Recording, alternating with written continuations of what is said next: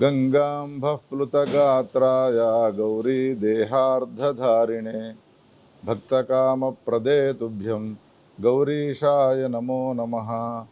शङ्करासक्तमनसां नमज्जनफलप्रदां सौन्दर्यसारसर्वस्वां श्रीगौरीं प्रणमाम्यहम्।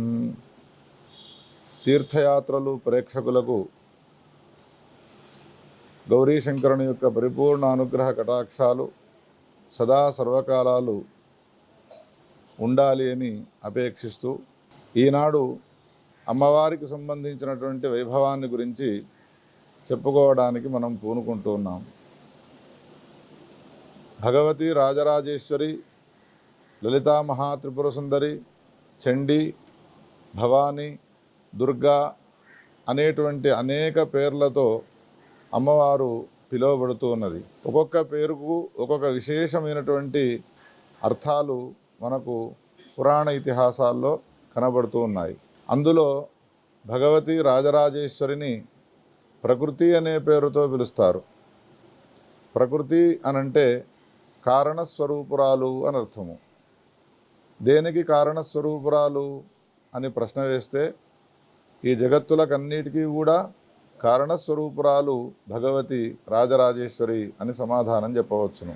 జగత్తులకు సంబంధించినటువంటి సృష్టి ఎట్లా జరిగినది అని ప్రశ్న వేసుకొని ఉపనిషత్తులన్నీ కూడా సమాధానం చెప్పినాయి. ఆ చెప్పిన సమాధానాన్నే భగవద్గీతలో కృష్ణ పరమాత్మ మనకు తెలియజేసినాడు. అర్జునుడు కూడా కృష్ణుడిని అడిగినాడు, కృష్ణ, ఈ జగత్తుల యొక్క సృష్టిని నీవు ఎట్లా చేస్తూ ఉన్నావు అని ప్రశ్న వేస్తే, ప్రకృతిం స్వామధిష్ఠాయ సంభవామ్యాత్మమాయయా, ప్రకృతిని నా అధీనంలో ఉంచుకొని ఈ జగత్తుల యొక్క సృష్టిని చేస్తూ ఉన్నాను అని సమాధానం చెప్పినాడు. ఆ ప్రకృతి ఎవరు అనంటే మాయాస్వరూపిణి భగవతి రాజరాజేశ్వరి అనడంలో ఏమాత్రం అతిశయోక్తి లేదు. ప్రకృతి ఈ జగత్తుల యొక్క సృష్టిని చేస్తూ ఉన్నదా, పరమాత్మ అయినటువంటి ఆ పరబ్రహ్మ స్వరూపుడైనటువంటి మహాదేవుడైనటువంటి శంకరుడు ఈ జగత్తుల యొక్క సృష్టిని చేస్తూ ఉన్నాడా అని మనకు ప్రశ్న ఉదయించినట్టయితే ఆ దానికి సమాధానాన్ని జగద్గురు శంకరాచార్యుల వారు రచించినటువంటి భాష్యాల్లో చక్కగా సమాధానం చెప్పినారు. ఉపనిషత్తులన్నీ ఏం చెప్తూ ఉన్నాయి అంటే, తస్మాద్వా ఏతస్మాదాత్మన ఆకాశ సంభూత అని ప్రారంభించి ఆ నిర్గుణ నిరాకారుడైనటువంటి పరబ్రహ్మ నుండి ఆకాశము ఆవిర్భవించినది, ఆకాశము నుండి వాయువు, వాయువు నుండి అగ్ని అని ఈ విధంగా పంచభూతముల యొక్క ఉత్పత్తిని చెప్పి ఆ తర్వాత జీవునికి సంబంధించిన ఉత్పత్తి జరిగినది అని చెప్పిన ఈ ఉపనిషత్తులన్నీ కూడా. ఏతావత జగత్తుల యొక్క ఉత్పత్తికి కారణం ఎవరు అని ప్రశ్న వేస్తే పరబ్రహ్మ అని తేలినది. పరబ్రహ్మ ఎటువంటి వాడు అని ఒకవేళ ప్రశ్న వేసుకుంటే ఆ పరబ్రహ్మ నిర్గుణ నిరాకారుడు అని ఉపనిషత్తులన్నీ కూడా తేల్చి చెప్పినాయి. వానికి గుణములు లేవు, వానికి ఆకారము లేదు. ఇప్పుడు వచ్చే సందేహం ఏమిటి అనంటే, గుణాలు, శరీరం యొక్క ఆకారము, అవయవాలు ఇవి లేనట్టయితే జగత్తుల యొక్క సృష్టిని వాడు ఎట్లా చేస్తాడు? ఒకవేళ శరీరము, అవయవాలు లేనివాడే కనుక జగత్తుల యొక్క సృష్టిని చేసినాడు అనంటే, శరీరము లేనివాడు కుండను తయారు చేయాలి అనంటే అది అయ్యే పనేనా? ఒక కుండను తయారు చేసినా, ఒక బట్టను తయారు చేసినా ఆ వ్యక్తికి శరీరం ఉంటుంది అని లోకంలో సిద్ధమైనటువంటి విషయమే ఇది. అందుకని ఇప్పుడు వచ్చినటువంటి ఈ సమస్య గలదో ఈ సమస్యకు పరిష్కారాన్ని జగద్గురు శంకరాచార్యుల వారు తెలియజేసినారు. వారు ఏమంటారు అనంటే, జగత్తులకు సంబంధించినటువంటి సృష్టిని నిర్గుణ నిరాకారుడైన పరమాత్మనే చేసినాడు, కానీ మాయతో కూడుకున్నవాడే ఈ జగత్తుల యొక్క సృష్టిని చేసినాడు. మాయతో కూడుకున్నవాడు ఈ జగత్తును చేసినాడు అని అన్నప్పుడు మాయా అంటే ఎవరు? త్రిగుణాత్మిక అయినటువంటిది, సత్వరజస్తమో గుణాత్మిక అయినటువంటిది మాయ. ఆ మాయ ఈ జగత్తుల యొక్క సృష్టిని చేసినది.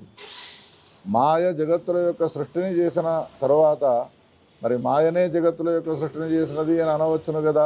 పరమాత్మ ఈ జగత్తులను సృష్టి చేసినాడు అని అనడం ఎట్లా అనే ప్రశ్నకు సమాధానం ఏం చెప్పినారు అంటే, పరమాత్మకు శరీరము లేదు, వాడు జగత్తుల యొక్క సృష్టిని ఒకవేళ చేసినాడు అన్న శరీరం లేనివాడు ఎట్లా చేస్తాడు అనేటువంటి సందేహం మిగిలిపోయి ఉంటుంది. ఆ సందేహ నివృత్తి కోసము మాయతో కూడుకున్న పరమాత్మ అని చెప్పాలి. మాయా అనేటువంటిది ఏదైతే ఉన్నదో అది స్వతంత్రంగా ఏ కార్యాన్ని తయారు చేయదు. కారణం ఏమిటి అంటే ఇది జడస్వరూపము కాబట్టి మాయ పరమాత్మను ఆశ్రయించుకొని ఈ జగత్తుల యొక్క సృష్టిని చేసినది అని ఈ విధమైనటువంటి సమాధానాన్ని జగద్గురు శంకరాచార్యుల వారు తెలియజేసినారు. అందుకని జగత్తులో ఉన్నటువంటి ఏ వస్తువులకు సంబంధించినటువంటి సృష్టి కార్యానికైనా కారణస్వరూపం ఎవరు అని ప్రశ్న వేస్తే భగవతి ప్రకృతి స్వరూపిణి మాయాస్వరూపిణి రాజరాజేశ్వరి లలితామహాత్రిపుర సుందరి అనడంలో ఏమాత్రం అతిశయోక్తి లేదు. కానీ ఆమెకు శరీరమును మనము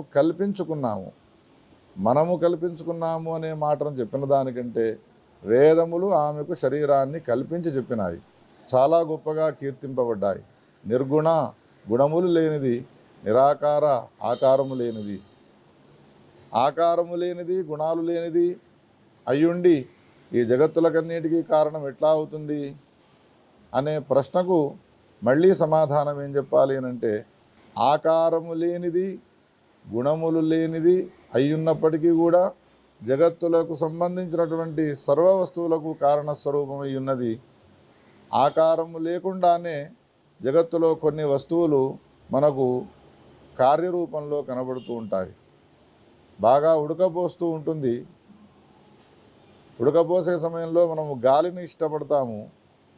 గాలి వీచగానే హాయిగా ఆనందంగా ఒక అనుభూతిని పొందుతాము. గాలి మనకు సోకగానే ఒక ఆనందానుభూతి కలిగినది. ఇప్పుడు ఏ గాలి వలన నీవు ఆనందాన్ని పొందినావో, నీకున్న దుఃఖాన్ని తొలగించుకున్నావో ఆ గాలి కనబడేదా? దానికి శరీరం అనేటువంటిది ఉన్నదా?